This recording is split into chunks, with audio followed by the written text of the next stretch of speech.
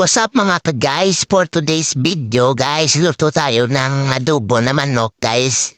Yan na guys, so pinakuluan na natin guys. Yan na guys, sa luto na guys. I-fast forward ko na lang guys para mabilis guys. Kasi marami lang yung edit na video guys. Yan guys, so maluto na yung adobo na manok guys. Kahit layo guys. Yan guys, so masarap yan guys. Nilagyan ng saba ng saging guys. Ang natin adobo na manok.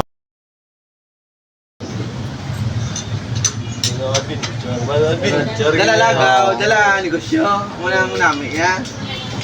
Chinchor maintenance condition na service natin at para sa sinurugat. Ginagsa guys, and dito na guys, chinchor na natin na mustol guys para ready na guys at kondisyon na guys. Tinda tayo na mabubalon guys, and dito tayo guys. Yan guys, sitap na rin ang mabubalon guys, dali natin sa sinulugat tinagsa. Thank you for watching. Peace. I'm out.